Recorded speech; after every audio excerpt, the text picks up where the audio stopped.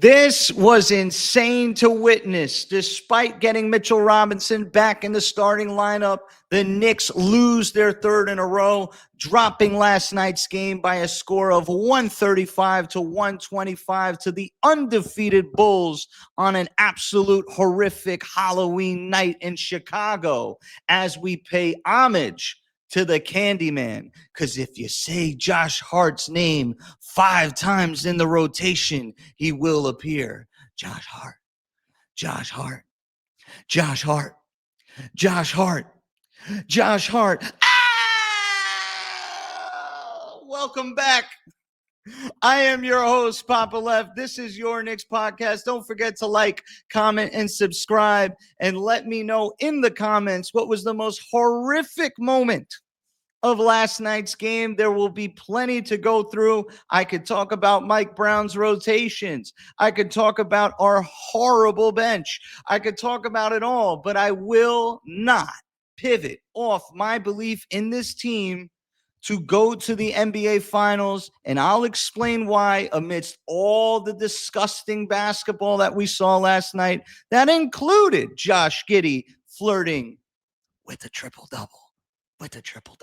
That included the Knicks giving up 135 points and not bringing the correct amount of energy needed to break their 2-game losing streak. And they'll have to go figure that out at home in Madison Square Garden, where they will have a 7-game homestand.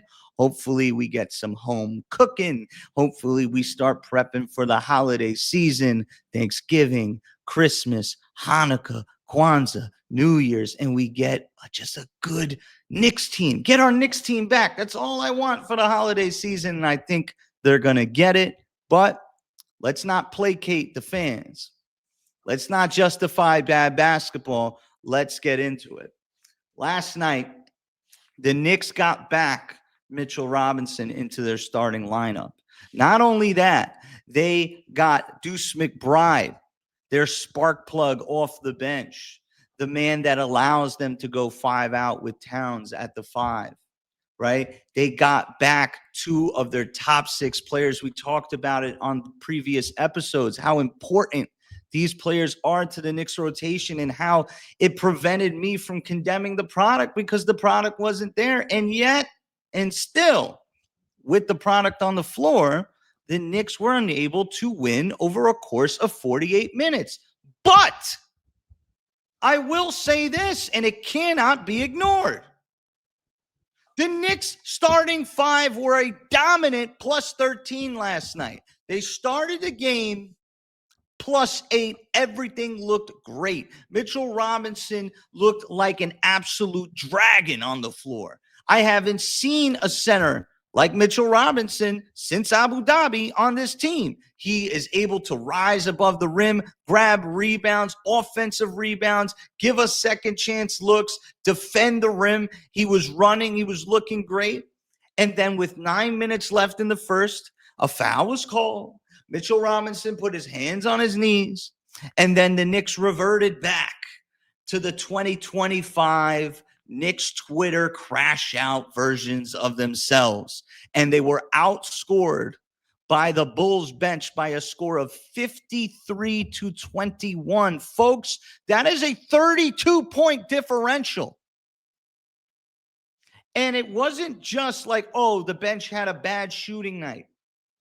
These guys did not bring the correct amount of energy on the defensive end. They gave up 70-plus points in the first half. They found themselves down by 22 at one point, and there were just some disgusting lineups.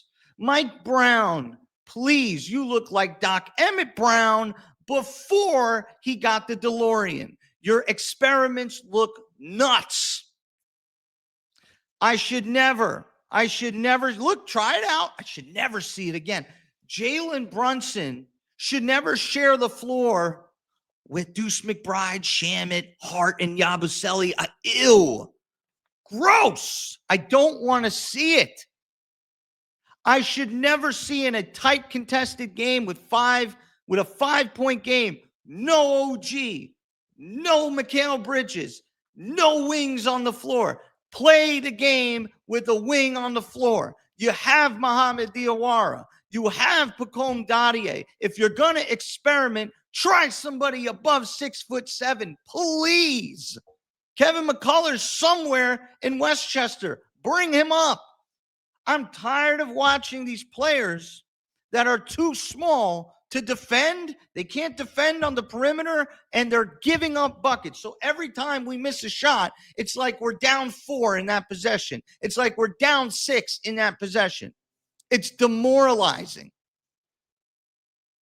So I'm a fan of experimentation. I don't want my temper to get in the way of how I feel in terms of the process versus the results and what matters more at this point in the season.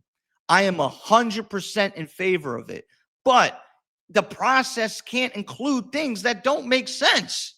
Josh Hart with Mitchell Robinson on the floor, those are 2 non-factors on offense. Why are they on the floor together? And then it's going to raise the question, why is Josh Hart at this point on the floor at all? It may be time for him to go under the knife, take care of that finger, and give yourself an excused absence, because what I'm seeing is non-competitive. A Sixers fan said, we'll take him. I said, for who? He's $20 million. For who? You know who's $20 million in cap salary on the Sixers? Jaron McCain, Quentin Grimes, and Kelly Oubre. We can get it done for him. You want to do that?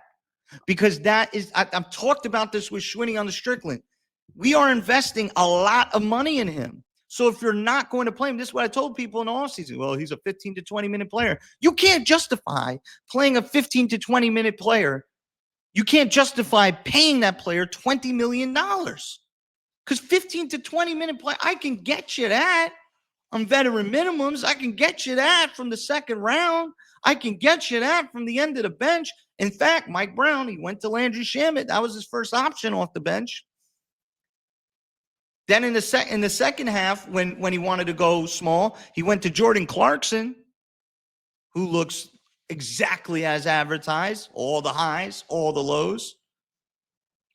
But the Knicks found themselves down 20 going into the half. Mikal Bridges hit a nod to Tyrese Halliburton, three-pointer to end the half. Off the rim, bounced up, dropped down. Knicks down 19. And, of course, their starting 5 comes back in the game. They cut the lead to 11, right? They cut the lead to 8. They played around a little bit. Landry Shamet hit a big 3 to cut the lead to 6. OG Anunoby was hitting threes. In fact, the Knicks had 4 starters with 20 points or more. Jalen Brunson was making the correct reads. The offense looked great. The triangle principles, the free-flowing basketball, Karl Anthony Towns catching the ball, turning his body, setting screens, opening up, passing to the corner. Everything looked great. The Knicks in crunch time also getting ball movement to the corners, getting wide open shots, wide open threes, down 3 possessions, hitting 3 after 3 after 3.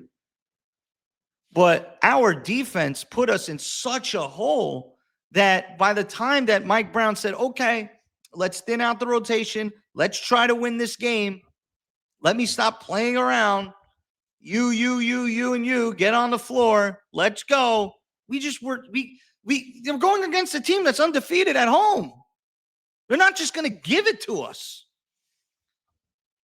And part of that was not identifying. It's a cancer with this team. They don't do a good job of focus in identifying personnel. This is not a Mike Brown thing. This goes back to Tibbs. We let other teams' best players do what they want. Way too much. Way too much. You can go as far back as the Knicks Heat series where we just double-teamed Jimmy Butler and allowed all these Gabe Vincent, Duncan Robinson, Max Strus, Kevin Love, all these players to just get wide open threes. Last night, it was Mike Brown spoke about it on the postgame. We had Ayo Dosunmu getting to his right hand, cut off his right hand, make him go left. Why is he getting in the paint? 22 points and 9 assists. Why is Nikola Vukovic standing on the three-point line? No one's got a hand in his face. He hit 4 threes. Josh Giddey, yes, he erupted 4 for 8 from 3. Salute to him. Some of those threes you're going to have to deal with. But, you know, I watch other teams lay off Josh Hart. I watch other teams double team Jalen Brunson, get the ball out of his hands. I watch other teams adjust to us as our personnel and our abilities. We have to start doing that to other teams. You saw it against Giannis also the other night.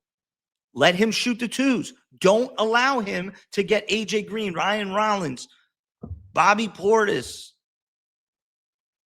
you know, Cole, like getting all these other guys involved. Let the one player score, and that's what teams do to us a lot of times. They let Jalen Brunson go off. But last night, that wasn't the case.